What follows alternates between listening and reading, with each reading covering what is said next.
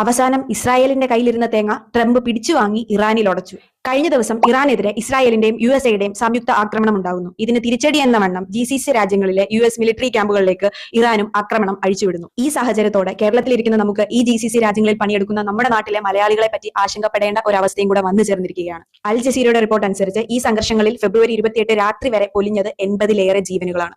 കുറച്ചു നാളുകൾക്ക് മുമ്പ് ഇറാനു മേലെ ട്രംപിന്റെ ദൃഷ്ടി പതിഞ്ഞ അന്നു മുതൽ തന്നെ നമ്മളിൽ പലരും ഈ ഒരു അവസ്ഥ മുൻകൂട്ടി കണ്ടിരുന്നതാണ്. അങ്ങനെ ആ കണ്ണു പതിയാനുള്ള കാരണം ഇന്നലത്തെ ആക്രമണത്തെ സ്ഥിരീകരിച്ചുകൊണ്ട് അദ്ദേഹം പറഞ്ഞതുപോലെ തീവ്രവാദ ആണവായുധ ഭീഷണിയൊന്നുമല്ല എന്നുള്ളതും വ്യക്തമാണ്. ഇന്ത്യ-US ട്രേഡ് ഡീലിന്റെ ഭാഗമായി റഷ്യ-ഉക്രൈൻ യുദ്ധം അവസാനിപ്പിക്കുന്നതിന് വേണ്ടിയിട്ടാണ് ഇന്ത്യ റഷ്യയിൽ നിന്ന് എണ്ണ വാങ്ങാതിരിക്കുന്നത് എന്ന് പറഞ്ഞ ട്രംപ്, സമാധാനത്തിനുള്ള നൊബേൽ സമ്മാനം കൊടുത്തില്ല എന്ന് പറഞ്ഞ് ഗ്രീൻലൻഡ് വേണമെന്ന് പറഞ്ഞ് കരഞ്ഞ് വാശി പിടിച്ച ട്രംപ്, അതേ സമാധാനപ്രിയനായ ഇതേ ട്രംപ് തന്നെയാണ് ദിവസങ്ങൾക്ക് ശേഷം ഇത്തരമൊരു ആക്രമണം ഇറാനിലേക്ക് അഴിച്ചുവിടാൻ ഇസ്രായേലിനൊപ്പം കൂട്ടുനിന്നത്. നിലവിലെ ഈ സംഘർഷാവസ്ഥയിൽ ആഗോളതലത്തിൽ എണ്ണവില കുത്തനെ ഉയരാനും ഇൻഫ്ലേഷൻ ഉണ്ടാവാനും സ്റ്റോക്ക് മാർക്കറ്റ് ഇടിയാനും ഒക്കെയുള്ള സാധ്യതകളുണ്ട്. ഇതിനൊക്കെ പുറമെ ചിലപ്പോ മാത്രം സൂപ്പർ പവേഴ്സായ റഷ്യയും ചൈനയും പോലെയുള്ള രാജ്യങ്ങളുടെ ഡിപ്ലോമാറ്റിക് സപ്പോർട്ടും ഇറാന് വരും ദിവസങ്ങളിൽ കിട്ടിയേക്കാം. ഇതേ സൂപ്പർ പവേഴ്സ് നേരിട്ട് കളത്തിൽ ഇറങ്ങാത്ത പക്ഷം, ഇസ്രായേൽ ഇറാന്റെ ന്യൂക്ലിയർ സൈറ്റുകളെ തകർക്കാത്ത പക്ഷം, ഇറാൻ അമേരിക്കയുടെ മെയിൻ ലാൻഡുകളെ ആക്രമിക്കാത്ത പക്ഷം ഒരു മൂന്നാം ലോക മഹായുദ്ധത്തിനുള്ള സാധ്യതകളില്ല എന്നിരിക്കെ കഴിഞ്ഞ ദിവസം ഇസ്രായേൽ മാധ്യമങ്ങൾ ഇറാന്റെ സുപ്രീം ലീഡർ കൊല്ലപ്പെട്ടു എന്ന തരത്തിലുള്ള വാർത്തകൾ പ്രചരിപ്പിച്ചത് സാഹചര്യത്തിന്റെ പോക്ക് നാശത്തിലേക്കാണോ എന്ന് തോന്നിപ്പിക്കുന്നു. ലോകരാജ്യങ്ങളിൽ പലതും കത്തി അമരുന്ന ഈ സാഹചര്യത്തിൽ